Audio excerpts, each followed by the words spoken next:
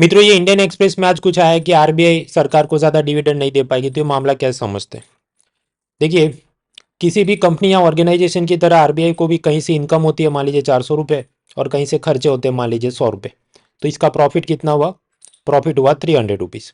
अब ऐसा भी नहीं कि 300 रुपये है तो आरबीआई सारे उड़ा देगा ना। उसमें से हो सकता है कि वो 200 रुपीज़ इमरजेंसी, कंटिजेंसी या बफर के लिए रखे। मतलब अचानक अगर आरबीआई को लगे कि भारत की इकोनॉमी को बहुत खतरा आ गया, जैसे कोरोना में हुआ था, इससे पहले 2007 में अमेरिका में सब प्राइम क्राइसिस आई थी, तब लगा था। तो अपनी इकोनॉमी को वापस रिससिकेट करने के लिए, जिंदा करने के लिए उन बफर में पड़े पैसों की उसको उपयोगिता होती है। इसलिए प्रॉफिट में से कुछ हिस्सा वो इस तरह के इमरजेंसी कंटिजेंसी फंड में रखता है। हाँ, तो 300 उसका प्रॉफिट था, उसमें से 200 इसने ऐसा इमरजेंसी के लिए रखा। तो फिर उसके पास बचे कितने? 100 रुपये। अभी जितने भी रुपये बचेंगे वो सारे के सारे आरबीआई भारत सरकार को डिविडेंड के रूप में दे देगा। ये ऐसी बात है, अगर आप कोई कंपनी में इन्वेस्ट करते हैं, मान लीजिए रिलायंस के आपने शेयर्स खरीदे, फिर रिलायंस को जब प्रॉफिट होता है तो उसमें से कुछ पैसा वो अपने बिजनेस एक्सपांशन के लिए लगाएगा और फिर आपको बाकी के पैसे में से कुछ डिविडेंड मिलता है। सिमिलरली यहाँ आरबीआई का सिंगल शेयर होल्डर या लार्जेस्ट या ओनली शेयर होल्डर कौन है? भारत सरकार। तो आरबीआई अपने प्रॉफिट में से भारत सरकार को ऐसा हिस्सा देती है जिसको हम कहते हैं डिविडेंड या लाभांश या मुनाफे में से हिस्सा। हाँ, तो ये तो बराबर है।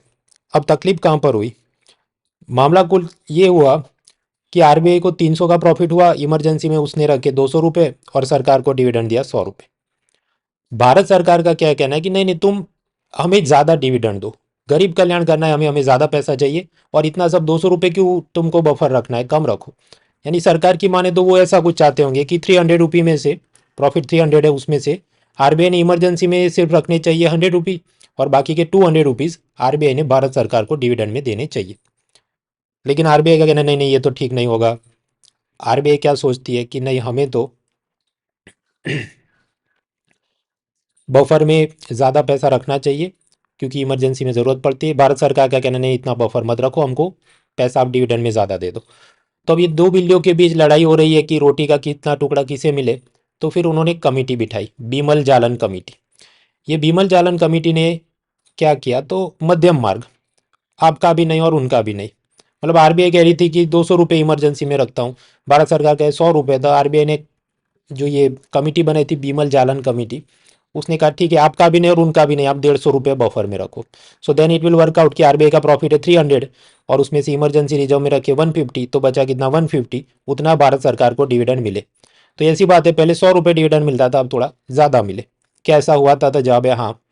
आप यहाँ पर देखिए, ये कुछ डेटा है, आरबीआई ने सरकार को कितना डिविडेंड दिया। तो 2017 में करीब 50,000 करोड़, और 2018 में अचानक से बढ़ के 175। उसमें ये बीमल जालन कमेटी की रिकमेंडेशन जिम्मेदार थी। ऑफकोर्स मैंने बताया उससे ये ज़्यादा जटिल चीज़ है, लेकिन उतना डिटेल में यूपीएससी उसको पूछेगा नहीं, संभावना कम है, इसलिए हम इतना दिमाग खर्च नहीं कर रहे। So it is there. अब आप देखिए 2016 में आरबीआई ने हार्डली 30,600 करोड़ के आसपास ही सरकार को डिविडेंड दिया। ऐसा क्यों हुआ होगा? सोचो। क्योंकि उस साल रिजर्व बैंक के खर्चे ज़्यादा थे। वो इसलिए ज़्यादा थे क्योंकि याद करो 2016 नवंबर महीने में डिमोनेटाइजेशन और उसके बाद नए नए करेंसी नोट्स छापने थे, खासकर 2,000 रुपये के, 500 रुपये के। तो इसलिए आरबीआई ने कहा मेरा तो सब प्रिंटिंग के खर्चे बढ़ गए, इसलिए मेरा प्रॉफिट कम है, इसलिए मैं आपको डिविडेंड कम दूंगा। इसलिए 2016 में डिविडेंड कम था। खैर, वापस आते हैं। अब की ये लेटेस्ट जो कंट्रोवर्सी चल रही है कि आरबीआई कह मेरा तो आज इस बार पैसा कम आया है तो मैं तो कम डिविडेंड दूंगा, ये क्यों हो रहा है? So again if we go to the original photo, कि आरबीआई को मान लीजिए इनकम हो रही है और एक्सपेंस। तो इनकम के सोर्सेज क्या है आरबीआई के? जो चार पांच बड़े सोर्सेज है उसके अंदर पहला होगा आरबीआई जो अपने क्लाइंट्स को लोन देता है। मतलब जैसे RBI state bank of India को, एक्सिस को, एचडीएफसी को शॉर्ट टर्म के लिए लोन देता है, गवर्नमेंट सिक्योरिटी गिरवे रखवाता है, उसे हम क्या कहते हैं, उस पर जो ब्याज लगता है, रेपो रेट। हाँ, तो रेपो इंटरेस्ट रेट की कमाई। फिर बहुत इमरजेंसी हो, कोई शेड्यूल कमर्शियल बैंक हो, तो उसको मार्जिनल स्टैंडिंग फैसिलिटी एमएसएफ के लोन देता है। फिर कोरोना के दौरान long term repo operation, targeted long term repo operation, ऐसे सब लोन दिए। तो इन सभी लोन में आरबीआई ने लोन दिया है, तो सामने वाला उसका क्लाइंट है, उसको प्रिंसिपल और इंटरेस्ट, मूलधन और ब्याज वापस करेगा। तो वो सारा पैसा क्या आरबीआई की इनकम होगी। उसी तरह आरबीआई के पास जो पैसा आता है उसमें से कुछ वो भारत सरकार की गवर्नमेंट सिक्योरिटी में, विदेश जैसे अमेरिका, जापान की सरकार की गवर्नमेंट सिक्योरिटी या ट्रेजरी बॉन्ड्स या सॉवरिन बॉन्ड्स के अंदर इन्वेस्ट करता है। तो वहाँ से सामने वाला देश जो हमें इंटरेस्ट यानी ब्याज में पैसा दे रहा है उसको, वो आरबीआई की इनकम है। फिर कुछ बैंक जो आरबीआई की बातें नहीं मानते, मान लीजिए सीआरआर नहीं रखा हो, एसएलआर नहीं रखा हो, तो उन सब पर जो पेनल्टी जुर्माना लगाती है आरबीआई, उसमें से भी आरबीआई को इनकम होती है। And then RBI could also earn from seigniorage. ये सिग्नियोराज क्या है? मान लीजिए आरबीआई ने एक नोट छापा है जिसका फेस वैल्यू है 100 रुपी, नोट पर अंकित मूल्य है 100 रुपये, और आरबीआई ने उसको जो छापा तो कॉस्ट ऑफ प्रिंटिंग क्या होगा, मान लीजिए 10 रुपये, ये कागज़, उस पर ये सिक्योरिटी का धागा है, कलर प्रिंट है, जो भी, मान लीजिए नोट 100 रुपये की नोट छापने का खर्चा कॉस्ट है 10 रुपये। तो फिर यहाँ पर आरबीआई का कुछ प्रॉफिट होता है, मान लीजिए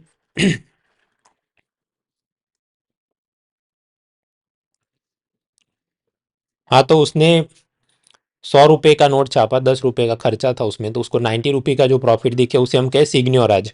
अगेन सिग्न्योराज भी जो मैं बता रहा हूँ उससे ज़्यादा जटिल टॉपिक है, पर यूपीएससी में उस लेवल का वो पूछे ऐसा सिचुएशन कम लगता है पुराने पेपर देखने के बाद। तो सिग्न्योराज इससे ज़्यादा कॉम्प्लेक्स चीज़ है, पर ये तो समझ में आया इसलिए मैंने आसान आपको बताया, ओवर सिंप्लीफाइड वर्जन। खैर, तो आरबीआई के ये सब इनकम के सोर्सेज हैं। सामने आरबीआई को कुछ खर्चे भी होते हैं, तो एक्सपेंस के सोर्सेज क्या क्या है? तो उसमें आएगा आरबीआई को खर्चे कौन कौन से होते हैं। देखिए, आरबीआई के खुद के क्लाइंट आरबीआई के पास कुछ बार अपना सरप्लस पैसा डिपॉजिट करते हैं, जैसे कि रिवर्स रेपो रेट में, स्टैंडिंग डिपॉजिट फैसिलिटी में आरबीआई के क्लाइंट्स, मतलब स्टेट बैंक ऑफ इंडिया के पास ढेर सारा पैसा डिपॉजिट में आया, जिसमें से वो कुछ पैसा लॉक करवाएगा सीआरआर एसएलआर में, कुछ पैसा वो किसानों को, लघु उद्योग को देगा प्रायोरिटी सेक्टर लैंडिंग नॉर्म में, फिर कुछ पैसा बचा उसको वो बाकी सब बिजनेसमैन और मिडिल क्लास को लोन में देगा, फिर भी कुछ पैसा बच जाएगा। तो ऐसा सरप्लस पैसा state bank of India, axis, HDFC, वो लोग रिजर्व बैंक में डिपॉजिट करते हैं, और उस पर रिजर्व बैंक उनको इंटरेस्ट पे करती है। वो सब इंटरेस्ट के नाम क्या होते हैं? रिवर्स रेपो रेट होता है, स्टैंडिंग डिपॉजिट फैसिलिटी होता है, वो सब चीज़ें क्या है और आराम से पढ़ेंगे। अभी लेटेस्ट बजट इकोनॉमिक सर्वे आने दो, उसके बाद मैं एक फ्री सीरीज शुरू करूंगा, Win23 सीरीज, उसमें आराम से पढ़ेंगे। अभी वो समझने गए तो क्या वीडियो फालतू में और लंबा खींच जाएगा, तो अभी के लिए मान लो कि हाँ, आरबीआई के जो क्लाइंट थे, axis, HDFC, state bank of India, उन्होंने रिजर्व बैंक में अपना एक्स्ट्रा पैसा जो था, सरप्लस पैसा डिपॉजिट किया, और रिजर्व बैंक ने उनको ब्याज में जो पैसा दिया, वो ब्याज को हम कहते हैं रिवर्स रेपो कहते हैं, अगर गवर्नमेंट सिक्योरिटी गिरवे रखा हो, या स्टैंडिंग डिपॉजिट फैसिलिटी कहते हैं अगर ऐसी गवर्नमेंट सिक्योरिटी डिपॉजिट गिरवी ना रखी हो। More details in a separate video later on. दूसरा, रिजर्व बैंक को एक करेंसी नोट छापने के खर्चे, सिक्योरिटी गार्ड रखने के खर्चे, खासकर डिमोनेटाइजेशन वगैरह सिचुएशन में वो चीज़ें और ज़्यादा कॉम्प्लिकेटेड हो जाती। स्टाफ को salary, electricity bill, phone bill, transportation and so many other things, तो वो सब आरबीआई के एक्सपेंसेस हो सकते हैं। अब रिजर्व बैंक का क्या कहना है कि कोरोना के दौरान ये एक्सिस, एचडीएफसी, ये सब बैंकों को लोन के लिए कोई क्लाइंट्स मिलते नहीं थे, इसलिए उन सभी बैंकों ने मेरे यहाँ, मतलब रिजर्व बैंक के यहाँ, ढेर सारा पैसा ये सब रिवर्स रेपो रेट वगैरह में डिपॉजिट किया था, और उसके चलते उनको रिवर्स रेपो देते देते मेरी जेब खाली हो गई है, इसलिए इस बार मेरे को बहुत ज़्यादा प्रॉफिट दिख नहीं रहा है, इसलिए मैं सरकार को ज़्यादा अपना ये सब डिविडेंड दे नहीं सकता। अब वापस आते, तो मैं आपको बता रहा था कि आरबीआई को कहीं से इनकम होती है, कहीं से एक्सपेंस होते हैं, और फिर हमने निकाला प्रॉफिट। लेकिन प्रॉफिट में से भी कुछ पैसा वो इमरजेंसी कंटीजेंसी बफर के लिए रखता है, मान लीजिए 200 रुपये। तो ये इमरजेंसी कंटीजेंसी बफर मतलब ये चीज़ क्या है? उसमें अलग अलग फंड्स होते हैं, अब उसको देख लेते हैं। एक तो हो सकता है स्टाफ रिटायरमेंट फंड, दूसरे उसने कहीं लोन दिए हैं और वो उसके अंदर सब बैड लोन की विजय माल्या टाइप प्रॉब्लम आने वाली है, उसके लिए कुछ प्रोविजनिंग रखेगा। डेप्रिसिएशन इन एसेट्स, मतलब उसके पास जो संपत्तियां हैं उसका मरम्मत, घिसाव के खर्चे, रिपेयर मेंटेनेंस के खर्चे, उसके लिए वो कुछ रखेगा प्रोविजन। फिर आरबीआई इमरजेंसी के लिए रखेगा कंटीजेंसी फंड। फिर आरबीआई ये जो करेंसी एक्सचेंज रेट होता है रूपी डॉलर, मान लीजिए $1 का प्राइस चल रहा हो 80 रुपी, कभी 75, कभी 90, तो वो सब चीज़ों के स्टेबिलिटी के लिए वो एक अलग से इमरजेंसी फंड रखता है, जिसको हम टेक्निकली कहते हैं currency and gold revaluation reserve fund.